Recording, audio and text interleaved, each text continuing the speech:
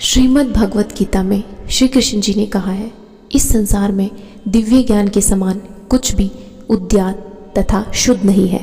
ऐसा ज्ञान समस्त योग का परिपक्व फल है। जो व्यक्ति भक्ति में सिद्ध हो जाता है वह यथा समय अपने अंतर में इस ज्ञान का आस्वादन करता है। अर्थात जब तक हम दिव्य ज्ञान की बात करते हैं तो हमारा प्रयोजन आध्यात्मिक ज्ञान से होता है। निसंदेह दिव्य ज्ञान के समान कुछ भी शुद्ध नहीं है। अज्ञान ही हमारे बंधन का कारण है और ज्ञान हमारी मुक्ति का। यह ज्ञान भक्ति का परिपक्व फल है। जब कोई दिव्य ज्ञान की अवस्था प्राप्त कर लेता है तो उसे अन्यत्र शांति खोजने की आवश्यकता नहीं रहती, क्योंकि वह मन ही मन शांति का आनंद लेता रहता है।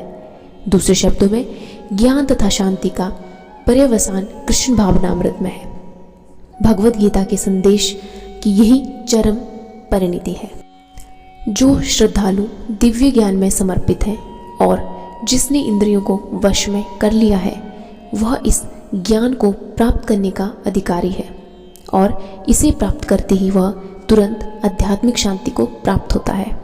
अर्थात श्री कृष्ण में दृढ़ विश्वास रखने वाला व्यक्ति ही इस तरह का कृष्ण भावना भावित ज्ञान प्राप्त कर सकता है। वही पुरुष श्रद्धावान कहलाता है, जो यह सोचता है कि कृष्ण भावना भावित होकर कर्म करने से वह परम सिद्धि प्राप्त कर सकता है।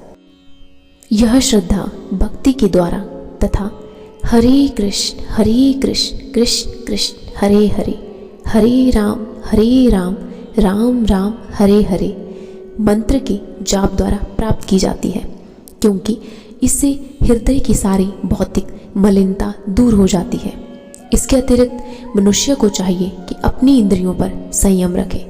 जो व्यक्ति कृष्ण के प्रति श्रद्धावान है और जो इंद्रियों को संयमित रखता है वह शीघ्र ही कृष्ण भावनामृत के ज्ञान में पूर्णता प्राप्त करता है।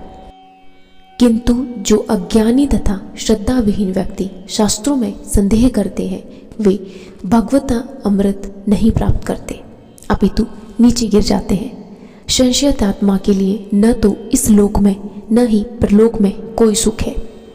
भगवत गीता सभी प्रमाणिक एवं मान्य शास्त्रों में सर्वोत्तम है। जो लोग पशु तुल्य हैं उनमें न तो प्रमाणिक शास्त्रों के प्रति कोई श्रद्धा है और न उनका ज्ञान होता है, और कुछ लोगों को अद्यपि उनका ज्ञान होता है और उनमें से वे उद्धरण देते रहते हैं, किंतु उनमें वास्तविक विश्वास नहीं करते। यहाँ तक कि कुछ लोग जिनमें भगवत गीता जैसे शास्त्रों में श्रद्धा होती भी है फिर भी वे न तो भगवान कृष्ण में विश्वास करते हैं न उनकी पूजा करते हैं।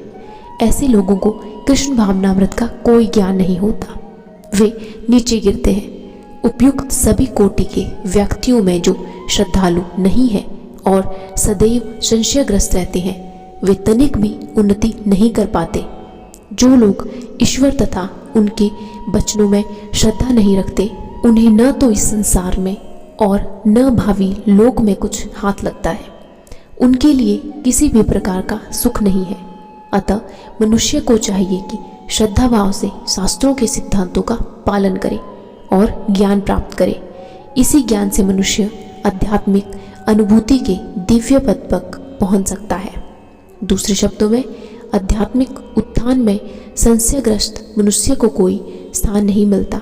अतः मनुष्य को चाहिए कि परंपरा से चले आ रहे महान आचार्यों के पदचिन्हों का अनुसरण करे और सफलता प्राप्त करे। श्री कृष्ण जी अर्जुन से कहते हैं, जो व्यक्ति अपने कर्म फलों का परित्याग करते हुए भक्ति करता है और जिसके संशय दिव्य ज्ञान द्वारा भी नष्ट हो चुके होते हैं वही वास्तव में आत्मपरायण है।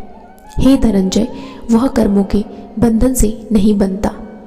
अर्थात जो मनुष्य भगवत गीता की शिक्षा का उसी रूप में पालन करता है जिस रूप में भगवान श्री कृष्ण ने दी थी, तो वह दिव्य ज्ञान की कृपा से समस्त संशयों से मुक्त हो जाता है। पूर्णतः कृष्ण भावना भावित होने के कारण उसे श्री भगवान के अंश रूप में अपने स्वरूप का ज्ञान पहले ही हो जाता है। अतएव निसंदेह वह कर्म बंधन से मुक्त है। श्री कृष्ण जी अर्जुन से कहते हैं, तुम्हारे हृदय में अज्ञान के कारण जो संशय उठे हैं उन्हें ज्ञान रूपी शस्त्र से काट डालो। हे भारत, तुम योग से समन्वित होकर खड़े हो और युद्ध करो। अर्थात इस युग में दो तरह के यज्ञ कर्म किए जाते हैं, एक तो द्रव्य के यज्ञ और दूसरा आत्मज्ञान यज्ञ, जो विशुद्ध आध्यात्मिक कर्म है।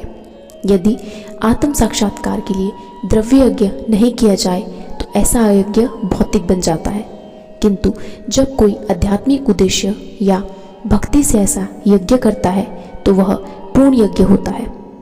आध्यात्मिक क्रियाएं भी दो प्रकार की हैं, आत्मबोध तथा श्री भगवान विषयक सत्य। जो भगवत गीता के मार्ग का पालन करता है वह ज्ञान की इन दोनों श्रेणियों को समझ सकता है। जो व्यक्ति गीता के उपदेशों को नहीं समझता वह श्रद्धा विहीन है, और जो भगवान द्वारा उपदेश देने पर भी भगवान के सच्चिदानंद स्वरूप को नहीं समझ पाता तो यह समझना चाहिए कि वह निपट मूर्ख है। कृष्ण भावनामृत के सिद्धांतों को स्वीकार करके अज्ञान को क्रम से दूर किया जा सकता है।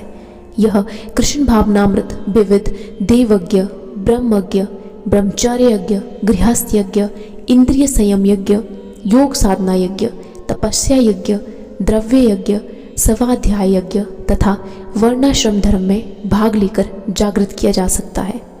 ये सब यज्ञ कहलाते हैं और ये सब नियमित कर्म पर आधारित है, किंतु इन सब कार्यकलापों के भीतर सबसे महत्वपूर्ण कारक आत्म साक्षात्कार है, जो इस उद्देश्य को खोज लेता है कि वही भगवत गीता का वास्तविक पाठक है, किंतु जो कृष्ण को प्रमाण नहीं मानता वह नीचे गिर जाता है।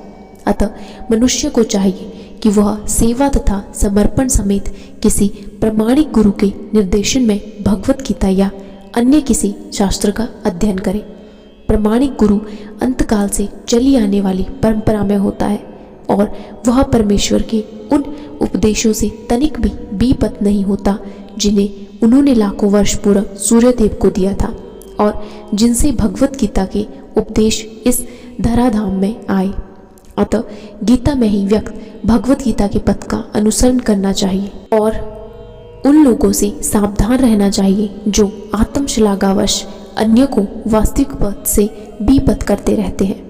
भगवान निश्चित रूप से परम पुरुष है और उनके कार्यकलाप दिव्य है। जो इसे समझता है वह भगवत गीता का अध्ययन शुभारंभ से करते ही मुक्त हो जाता है। तो आज के श्रीमद् भगवत गीता ज्ञान से यह निष्कर्ष निकलता है कि श्रद्धावान और श्रद्धाविहीन व्यक्ति कौन है और यज्ञ कितने प्रकार के होते हैं। राधे राधे।